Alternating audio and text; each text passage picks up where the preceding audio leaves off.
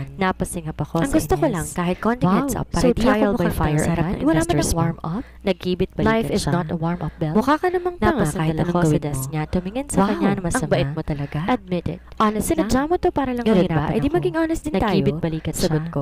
Hindi ko Tumukod ang kasalanan, kamay ko hindi sa ka das handa. niya. Napapikit Masama ako, ang ugali tuminga ng mo, Damian. malalim. Ngumisi Okay, siya. Belle. Kalma lang. And yet, kinasal Huwag ka mong sa ibuto akin. sa kanyang laptop Napainap niya. ako. Bulong Huwag mo mo kung bago umayos paalalahanan, ng tayo. please. Fine. Tumayo siya I'll do the mula sa stupid upuan niya. presentation. Naglakad palapit Good. sa akin. Pero pag Ang mga pumalpak mata to, niya kasalanan puno mo ng to, Damian. pangungutya. Hindi ako Ano ba talaga nagpe-present. gusto mong mangyari, Ikaw. Belle? Napailing Simple lang. ako bago Sagot ko. lumabas ng opisina niya. Hindi umatras kahit Pagkasimula ng unti-unti niyang meeting, binabawasan ramdam ng kong nakatingin distansya sa akin namin. lahat.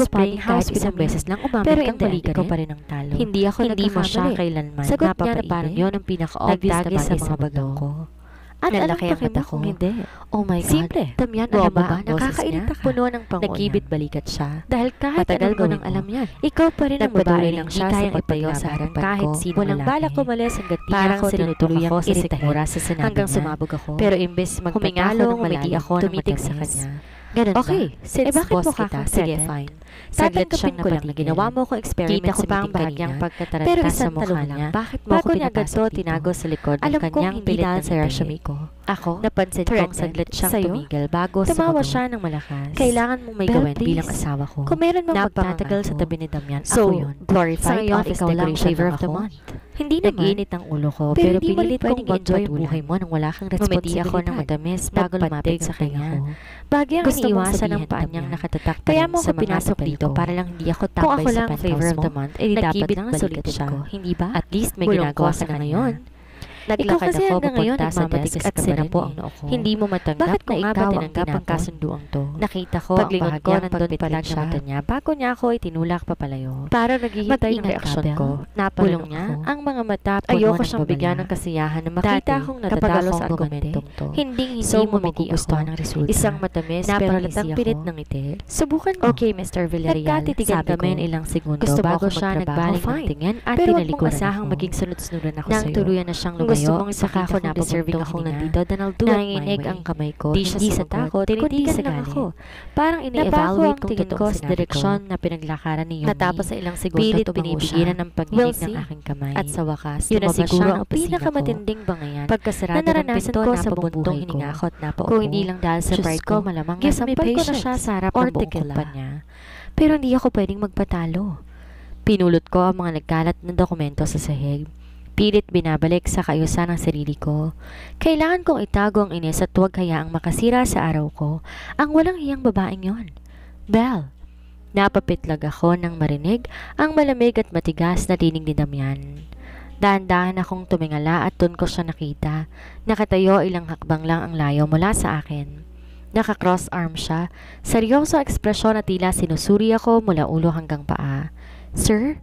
Naputol ang boses ko na makita kong may kasama siyang dalawang executive. Napahagat labi ako. Ano na naman bang kaswertehan ito? Tumikim si Damian bago siya lumapit at tumayo mismo sa harapan ko. Ano to? Tinuro niya ang mga papel sa kamay ko. Bakit nagkalat ang report sa sahig? Parang gusto kong manlumo sa mismong kinatatayuan ko. Napaatras ako ng bahagya sa kapilit na nag-compose ng sarili. Nabundo lang po ako, sir. Nakita ko na bahagyang tumaas sa isa niyang kilay. Alam ko hindi siya naniniwala, lalo na nang dumapo ang tingin niya sa direksyong pinaglalakaran ni Yumi. Muli akong napaigtad nang dumampi ang kanyang malamig na titig sa akin. Bakit hindi mo pinabayaan ang assistant mo na magpadala ng reports? Alam mong may meeting tayo, hindi ba? Napakurap ako. Ano? Assistant? Napatingin ako sa kaliwa at kanan ko, pero tila ako lang kausap niya. Ako po ba? Naningkit ang mata niya. Ikaw lang naman ang asawa ko rito, hindi ba? May narinig akong pigil na hikab mula sa isa sa mga executives. Alam ko, nagpipigil lamang silang matawa. Naparinok ako bago ko inayos ang hawak kong papel. Pasensya na, hindi ko naisip na pwedeng ipa-assist na lang to. Matalim ang tingin ay binibigay sa akin ni Damian bago siya muling tumikim. Huwag mong uulitin. Hindi na ako nakasagot. Tumalikod na siya at naglakad papalayo kasama ng mga executives. Pero bago siya tuluyan na mawala sa paningin ko, narinig ko ang mahinang bulong niya sa isang assistant. I want the CCTV footage of what happened here. Hindi ko alam kung matutuwa ako na mukhang concerned siya sa nangyari o maiinis dahil mukhang gusto niya lang akong pagalitan.